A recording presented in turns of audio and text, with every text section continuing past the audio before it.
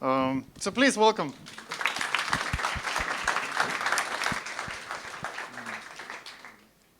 So yeah, my name is Egis. So I'm a game developer for about maybe almost like 8 years, and currently I'm working on a game called Outbreak Island, which is not released yet, but it has very good results on Steam. We have a lot of wishlists, we have a lot of demo downloads, and we'll continue to develop it.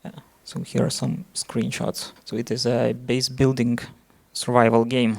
But today I want to talk not about Outbreak Island, but about the about how to prepare for like any new project. So during my career, I saw a lot of different projects: the mobile, the PC, the console, even the VR projects, and I tried to analyze why some of them succeed and some of them fail. And today I want to share some ideas with you that might help you to prepare for your new project. So how typical indie development looks like. So it might look familiar for you if you haven't released your game yet and you're just starting. So usually you came up with idea, then you open the Unity or Unreal Engine or any other software and you instantly start to prototyping to make it. You spend a lot of months making it. You try to implement new features, and usually you get one of two results. So the result A is that you have made demo and you're not happy with it and you try to remake it, or you just get tired and try to start a new one, and you just get into that infinite loop of new games that won't be finished. And result B is you somehow finish it, you release it, but you get very bad sales or very bad reviews or no one downloading your games. And I think the reason for that is that developers don't spend enough time during the pre-production stage. They instantly just jump into the engine, they start to making a game without a preparation. They don't analyze the market, they don't understand their audience.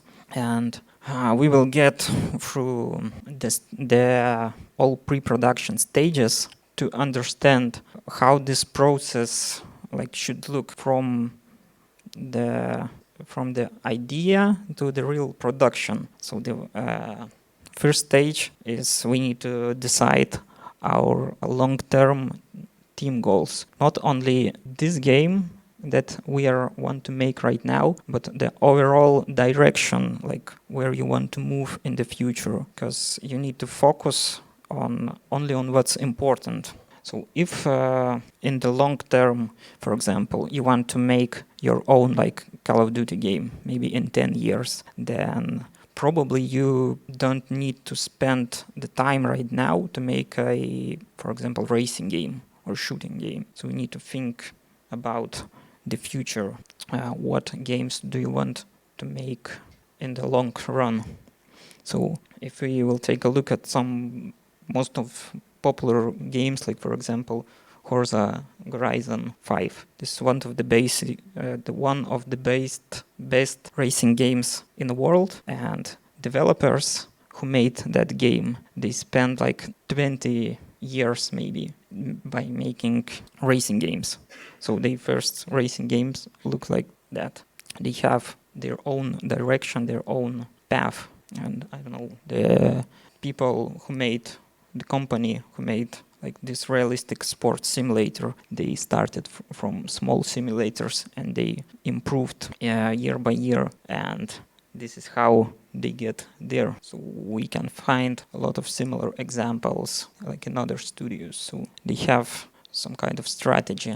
So for example, the Paradox is a company who only make strategy games, but they make the best strategy games in the world. When you will go to the investor or publisher meetups, one of the main questions for you will be about your team long-term goals. So usually they're not focused only on your current game, but they're interesting where you want to be like in 5 or 10 years. So after you decide what you want to make, you need to analyze the market and your possible like competitors. If we'll go to the Steam store or PlayStation store or like any game store, it actually looks very similar to our maybe grocery stores. So they have sections. For example, when you go to grocery store, you have like a vegetable section, you have a drink section, you have all kinds of sections, and in each section you have the shelves with the product. And if you are making the product, you need to understand, can you make, for example, like soft drink that will be on the same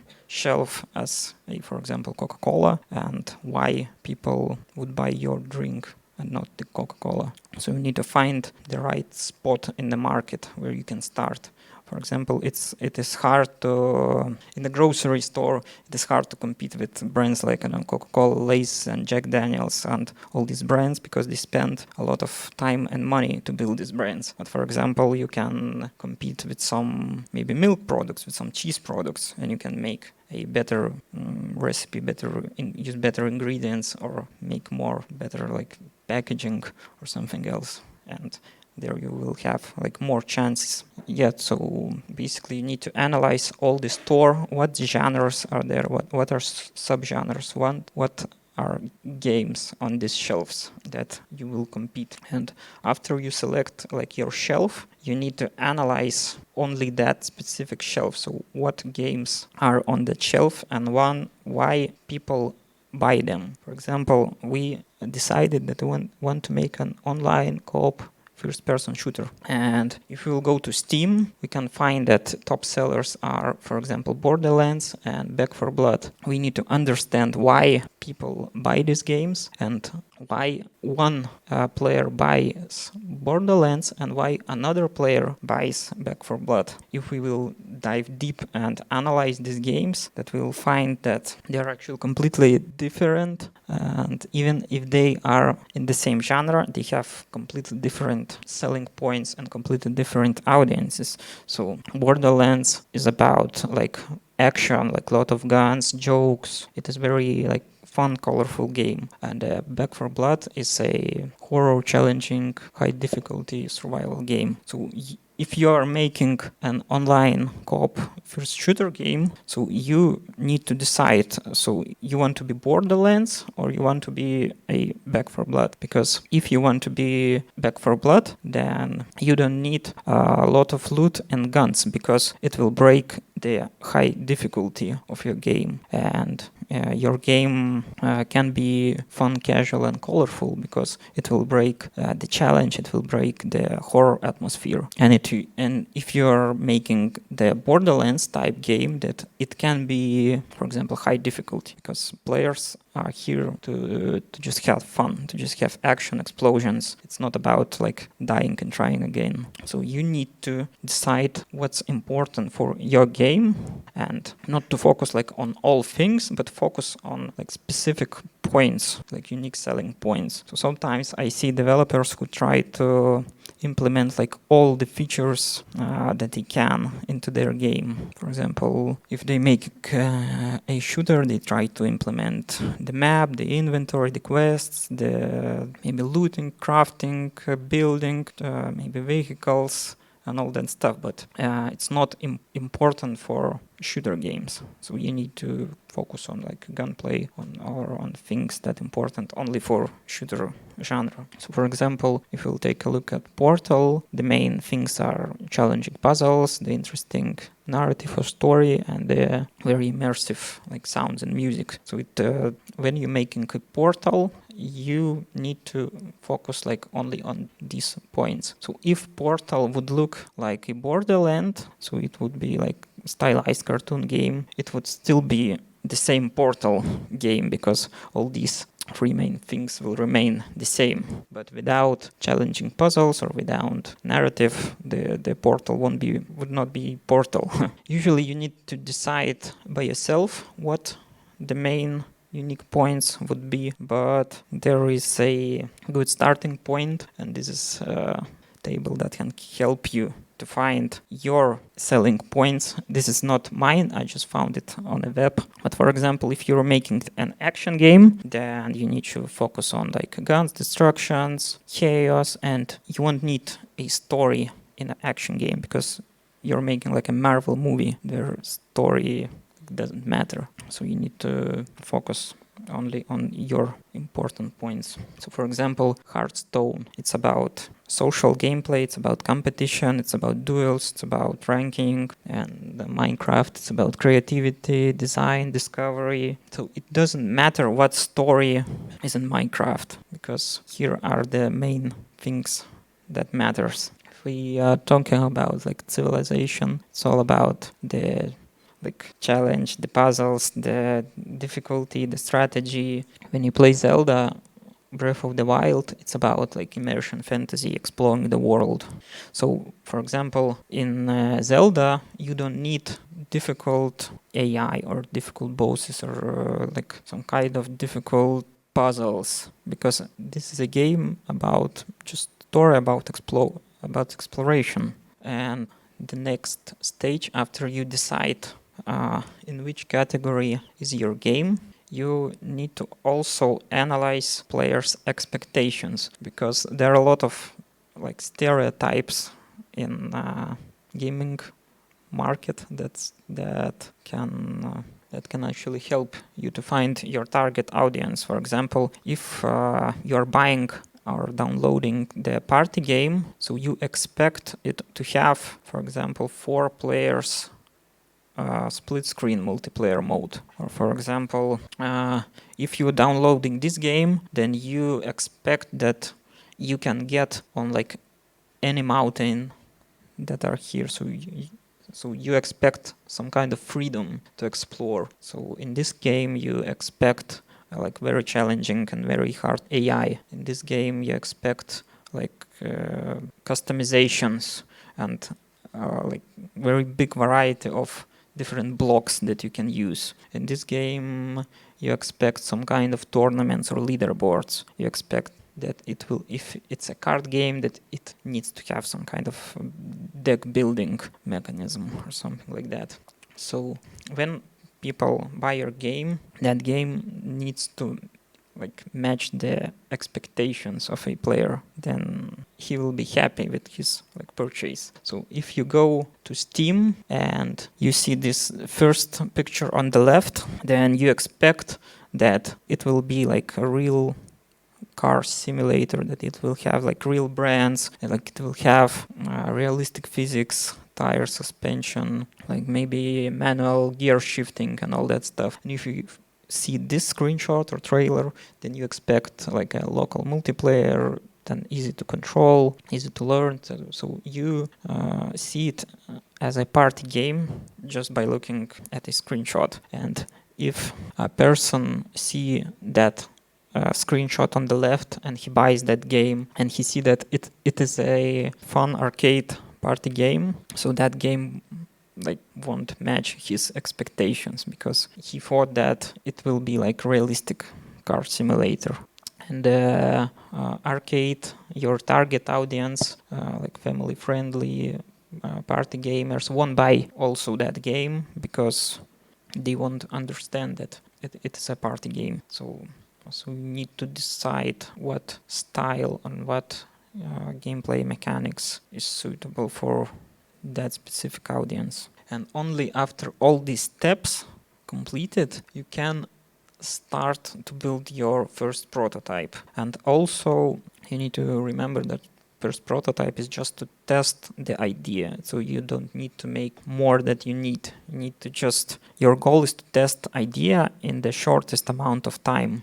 And your goal is to decide if this game is fun or not fun. And after you build a prototype, you need to get a lot of like feedback. You need to show it to your like friends, to the players, to the other developers. But one of the most important people who need to see your game, I think it is publishers, because even if you will release your game by yourself and you don't need publishers. The publishers' feedback is the most important feedback that you can get because they know the market, they know the trends, they know how much game earns, they know...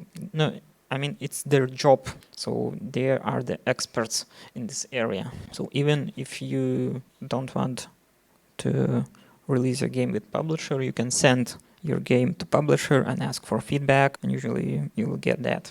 So the next steps, if you happy with your prototype, if the other people say that your idea has some like potential, then you need to start creating your vertical slice. And the difference between vertical slice and the prototype is the vertical slice need to show the almost the final quality of your game, but it should be like small demo, but it should look like a final game, because the prototype is to test the idea and the vertical slice is to prove that you can make it. Because I mean, anyone can say that he can make a Call of Duty, but without proofs no one will believe it. So when you will build that small demo, like super high quality, then you will have a proof that you can deliver that game, that you can make the game of that quality.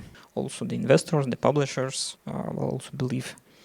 And the second thing that you will get after the vertical slice is it will give you an idea of how much budget and time you need to develop the full version. Because when you just telling random numbers like I need like 2 years and X amount of money, usually all these numbers are just like random numbers.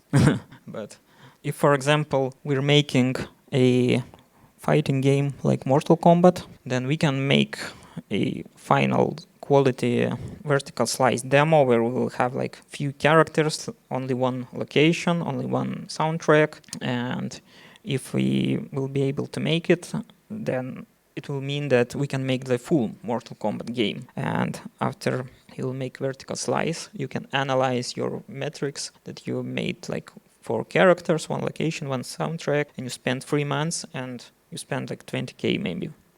And you can just usually multiply those numbers and give them to your investors and to publishers that, for example, 20 characters, 5 locations, 5 soundtracks will be that amount of time and that amount of money, because you already tested, you made a small part and you just can multiply it. So, and after that you can start the full game production. So we will take a look at the summary. So we need to decide our team goals, decide what games do we want to make. We want to analyze market, analyze games and their unique selling point. We need to build prototype, build vertical slice, and only after that we can start the full production. So it's actually a very long and hard process. And also it's not always linear. You not always go from 1 to 10. Sometimes you have an idea, you have some kind of goal, but you just start analyzing the market on a point 3 and you see that you can compete on that market. You go back to point 1 and start again, and you try to create another idea, another strategy. For example, you manage to get to the point 6 and 7 and you build prototype and you got a bad feedback. Then you might go back to the point number 5 and analyze the other games and why their games fun and your prototype not fun. So sometimes you need to step back to make it correct. So, and if you are managed to get through all these stages, then the risk that your project will fail is very minimal, because you will test all the things, the market, the audience, the idea, before starting the real production. So yeah, I guess that's all. And thanks a lot. Do we have any questions? I'll pass the microphone. Thank you for very practical and true-to-fact advices. So how do you position your latest game, and how did you identify the market gap, and what are the unique selling points of the Outbreak Island? So our the main thing in Outbreak Island is a freedom to explore. It's about doing you can do what you want to do. We won't force players to solve quests or puzzles. I mean, you can, but usually it's about freedom. So there are players who like games like PUBG or DayZ or Rust or other survival games, but they don't like the multiplayer and the PvP, and they usually hate the situations when they collect, for example, loot for 3 hours, they build some weapons or some tools, and just some random guy kills them and get all your resources in 1 minute. So this is a game for players who like more single player experiences, explore the world by themselves without any rush or without other players who can kill them. So there's no competition. It's more about exploration experience. Okay, thanks. Any more? Somewhere from the back, if I can see.